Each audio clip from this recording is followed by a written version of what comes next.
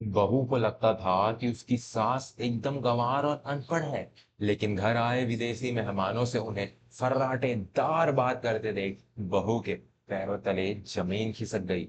सास का वह दर्दनाक राज जिसे जानकर आप भी रो पड़ेंगे। आखिर वह कौन थी? नमस्कार दोस्तों, मैं विवेक वर्मा आपके अपने इस चैनल वर्मा स्टोरीज में आपका हृदय से स्वागत करता हूं। दोस्तों, शिक्षा एक बहुत ही खूबसूरत आभूषण है, लेकिन जब यह शिक्षा इंसान के भीतर अहंकार पैदा कर दे तो यह एक श्राप बन जाती है। हम अक्सर लोगों को उनके कपड़ों, उनकी भाषा और उनके रहन सहन से तौलने की भूल कर बैठते हैं।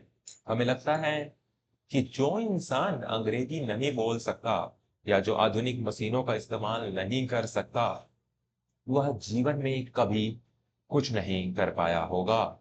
लेकिन हर सादे लिबास के पीछे एक कहानी होती है, एक ऐसा मौन बलिदान होता है जिसे समझने के लिए डिग्रियों की नहीं, बल्कि एक सच्चे हृदय की आवश्यकता होती है।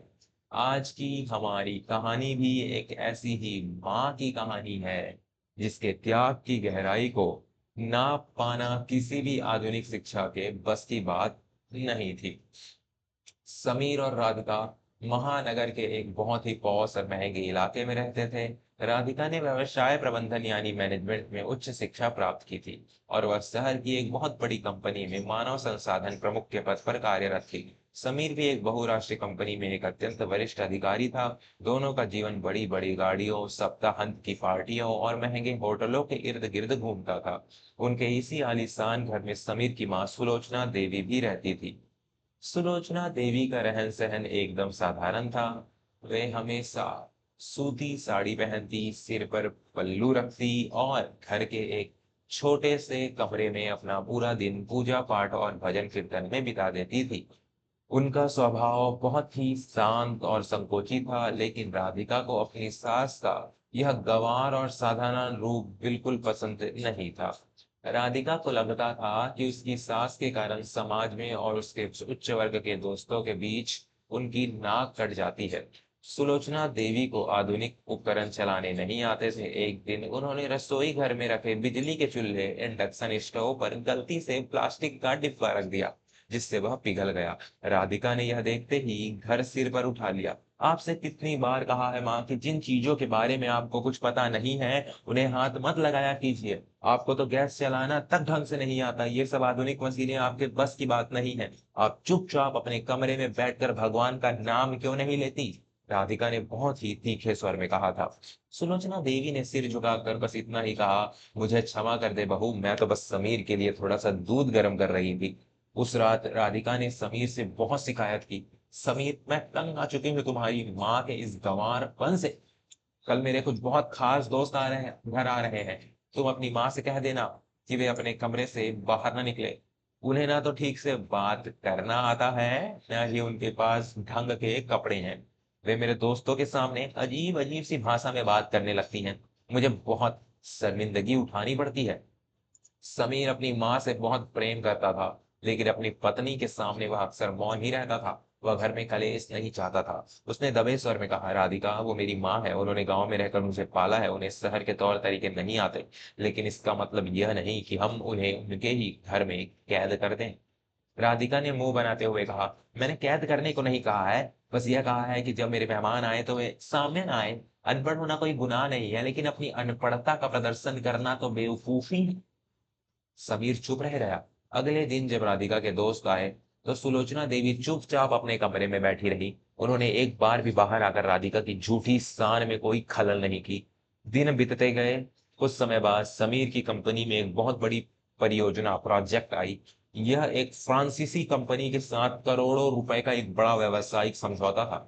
कंपनी के मालिक ने यह जिम्मेदारी समीर को सौंपी थी। अगर यह समझौता सफल हो जाता तो समीर को कंपनी में उपाध्यक्ष, वाइस प्रेसिडेंट का पद मिलना तय था।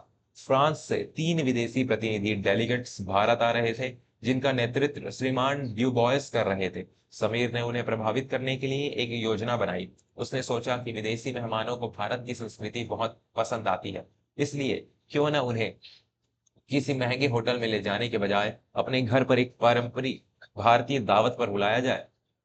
जब समीर ने यह बात राधिका को बताई तो वह खुशी से उछल पड़ी।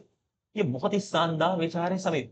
हम उन्हें ऐसा भव्य स्वागत देंगे कि वे तुरंत उस समझौते पर हस्ताक्षर कर देंगे। मैं सबसे बेहतरीन भारतीय व्यंजन बनाऊंगी। दावत के दिन घर को बहुत ही खूबसूरती से सजाया गया। राधिका ने महंगे पकवानों का प्रबंध किया। समीर ने अपनी कंपनी की तरफ से एक पेशेवर अनुवादक दुभाषीय को भी बुलाया था, क्योंकि श्रीमान डिवॉयस और उनके साथियों को अंग्रेजी बहुत ही कम आती थी और वे केवल अपनी मातृभाषा फ्रेंच में ही बात करना पसंद करते थे। लेकिन होनी को कुछ और ही मंजूर था। शाम के 7 बज रहे थे और मेहमानों के आने का समय हो गया था। तभी समीर का फोन बजा। वह अनुवादक का फोन था। वह रास्ते में किसी दुर्घटना का शिकार हो गया था और उसे अस्पताल ले जाया जा रहा था। वह किसी भी हाल में वहां नहीं पहुंच सकता था। समीर के माथे पर पसीना आ गया। उसने राधिका को यह बात बताई तो राधिका भी घबरा गई। अब क्या होगा समीर? हम उनसे बात कैसे करेंगे? मेरी तो सारी मेहनत बेकार हो जाएगी। तभी दरवाजे की घंटी बजी। श्रीमान डिबॉयस अपने दो साथियों के साथ दरवाजे पर खड़े थे। समीर ने घबराहट में उन्हें अंदर बुलाया और सोफे पर बैठाया। Welcome sir, please sit, Sameer ने अंग्रेजी में कहा। श्रीमान डुबोयस ने अजीब सी नजरों से समीर को देखा और अपने साथी से फ्रेंच में कुछ बोले।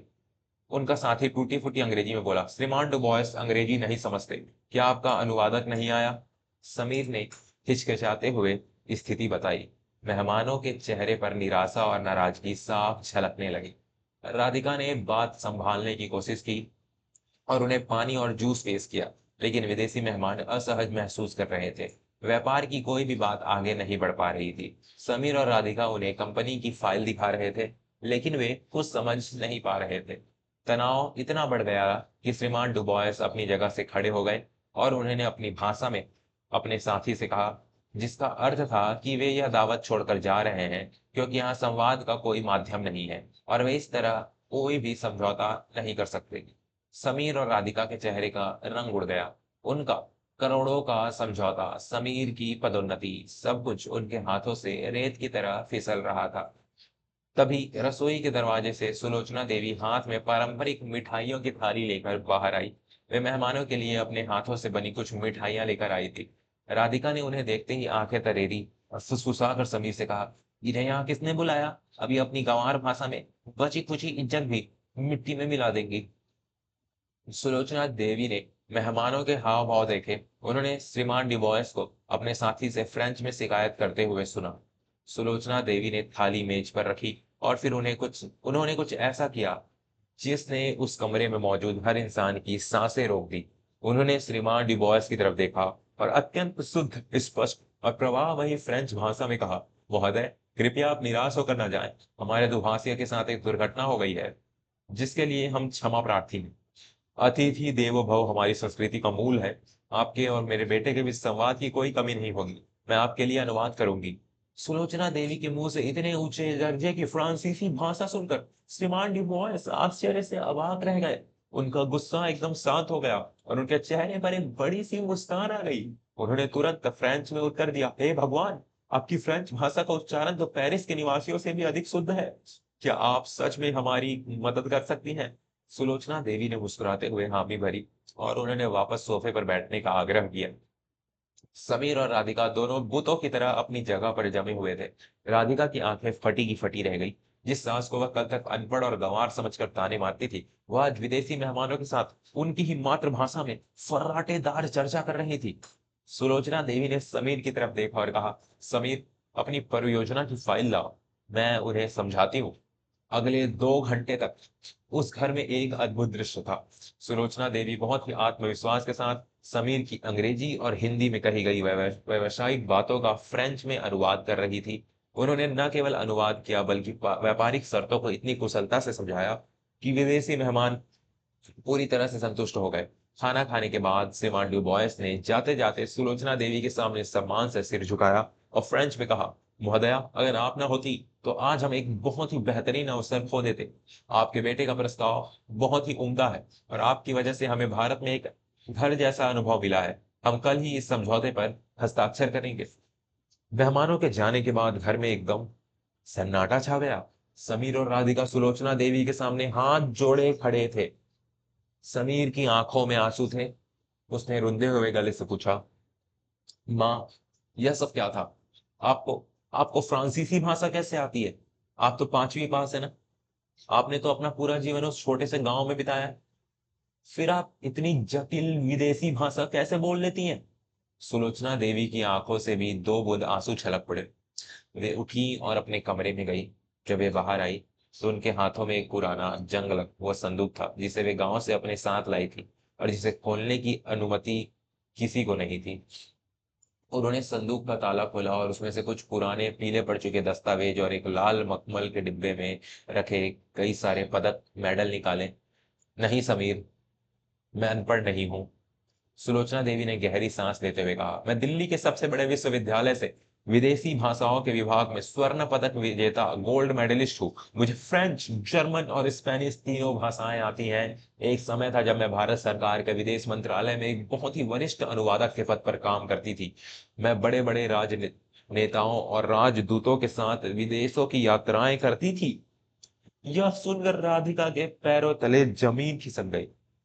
वह कांपती हुई आवाज में बोली, माँ जी, अगर आप इतने बड़े पद पर थी, इतनी शिक्षित थी, तो फिर आपने गांव का वह गंवारू जीवन क्यों चुना? आपने यह सब हमसे क्यों छिपाया? सुलोचना देवी ने समीर के सिर पर हाथ फेरते हुए जो कहा, उसने राधिका के अहंकार के परखच्चे उड़ा दिए। 30 साल पहले मेरी बड़ी बहन और जीजा जी का एक भीषण सड़क दुर्घटना में निधन हो गया था। उनका एक छोटा सा बच्चा था जो उस समय मात्र 6 महीने का था। तुम समीर, तुम मेरे बेटे नहीं, मेरी बड़ी बहन की आखिरी निशानी हो। समीर यह सुनते ही धड़ाम से सोफे पर गिर पड़ा। उसे अपने कानों पर विश्वास नहीं हो रहा था। सुलोचना देवी रोते हुए आगे बोली, जब तुम्हारी मां गुजरी तब तुम्हें जन्म से ही एक बहुत गंभीर बीमारी थी। तुम्हारे फेफड़े बहुत कमजोर थे। डॉक्टरों ने साफ कह दिया था कि तुम्हें महानगर के प्रदूषण से दूर किसी शांत प्राकृतिक और बिल्कुल शुद्ध वातावरण में रखना होगा, तभी तुम जीवित बच पाओगे। मेरे पति बहुत बड़े व्यवसायी थे। उन्होंने तुम्हें अपनाने से साफ इनकार कर दिया। उन्होंने मुझसे कहा कि या तो मैं अपना शानदार करियर और उन्हें चुनूं, या फिर अपनी बहन के अनाथ बीमार बच्चे को। सुलोचना देवी के आंसू पोंछते हुए कहा, मैंने तुम्हें चुना समीर। मैं तुम्हें लेकर उस दूर दराज के गांव में आ गई। मैंने अपनी सारी डिग्रियां, अपने सारे पदक, अपनी पहचान, अपना करियर, सब कुछ उस दिन इस संदूक में दफन कर दिया। गांव वालों के सवालों से बचने और तुम्हें एक सामान्य जीवन देने के लिए मैंने एक गंवार और अनपढ़ महिला होने का नाटक किया। मैं खेतों में काम करने लगी, गोबर पाथने लगी, चूल्हे पर खाना बनाने लगी। लेकिन माँ, आपने मुझे कभी यह बताया क्यों नहीं? समीर फूट फूट कर रो रहा था। क्योंकि मैं नहीं चाहती थी कि तुम कभी यह सोचो कि तुम्हारी माँ कोई बहुत बड़ी अफसर थी जिसने तुम्हारे लिए सब कुछ छोड़ दिया। मैं नहीं चाहती थी कि तुम जीवन भर मेरे एहसानों के बोझ तले दबे रहो या खुद को मेरी बर्बादी का कारण समझो। मेरी सबसे बड़ी सफलता मेरी डिग्रियां या विदेश मंत्रालय की वह नौकरी नहीं थी समीर। मेरी सबसे बड़ी सफलता तुम्हारा स्वस्थ जीवन और तुम्हारी यह कामयाबी है। अगर आज विदेशी मेहमान न आते और तुम्हारे भविष्य पर आंच न आती, तो शायद मैं मरते दम तक यह राज इस संदूक से बाहर नहीं आने देती। राधिका अब अपने घुटनों के बल जमीन पर बैठी थी। उसकी आंखों से पश्चाताप के आंसू बह रहे थे। वह सुलोचना देवी के पैरों से लिपट गई। मुझे क्षमा कर दीजिए माँ जी, मुझे क्षमा कर दीजिए। मैं अपनी झूठी शिक्षा और इस शहर के पैसों के अहंकार में इतनी अंधी हो गई थी कि मैं आपके त्याग को देख नहीं पाई। मैं आपको गंवार समझती थी, लेकिन असली अनपढ़ और जाहिल तो मैं हूँ। असली शिक्षा तो इन कागज की डिग्रियों में नहीं, बल्कि आपके इस महान चरित्र और निस्वार्थ प्रेम में है। आपने अपना सर्वस्व त्याग कर जिस बच्चे को पाला, मैंने उसी के सामने आपको जलील किया। मुझे बहुत बड़ी सजा मिलनी चाहिए माँ जी। सुलोचना देवी ने झुककर राधिका को उठाया और अपने सीने से लगा लिया। उन्होंने राधिका का सिर सहलाते हुए कहा, मुझे तुमसे कोई शिकायत नहीं है बहू। मुझे बस इस बात की खुशी है कि मेरा समीर आज अपने पैरों पर खड़ा है। मेरे लिए यही सबसे बड़ा स्वर्ण पदक है। समीर ने भी आगे बढ़कर अपनी उस माँ के चरण पकड़ लिए जिसने उसे जन्म न देकर भी जीवन दिया था। उस रात उस घर से अहंकार की विदाई हो गई और यह वहां सच्चे अर्थों में परिवार का जन्म हुआ। राधिका ने उसके बाद कभी अपनी शिक्षा या अपनी हैसियत का घमंड नहीं किया। दोस्तों, जीवन में कभी भी किसी के सादे कपड़ों या उसकी सरल बोली से उसकी गहराई का अंदाजा मत लगाइएगा। जो नदी जितनी गहरी होती है वह उतनी ही शांत होकर बहती है। हमारे माता पिता, हमारे बड़े बुजुर्ग हमारे लिए जो त्याग करते हैं, उसकी कोई कीमत नहीं चुकाई जा सकती। आधुनिक शिक्षा हमें पैसा कमाना तो सिखा सकती है, लेकिन संस्कार, त्याग और दूसरों के लिए जीने की कला हमें केवल अपनों के अनुभव और उनके बलिदानों से ही सीखने को मिलती है। अगर आज इस कहानी ने आपके हृदय के किसी कोने को छुआ हो तो इसे अपने परिवार और दोस्तों के साथ जरूर साझा करें। अपनी राय हमें टिप्पणियों में लिखकर बताएं कि इस कहानी का कौन सा हिस्सा आपको सबसे ज्यादा भावुक कर गया। मैं विवेक वर्मा जल्द ही मिलूंगा एक और मर्मस्पर्शी कहानी के साथ। तब तक के लिए अपने से बड़ों का सम्मान करें, अपने अहंकार को त्यागें और खुश रहें। धन्यवाद।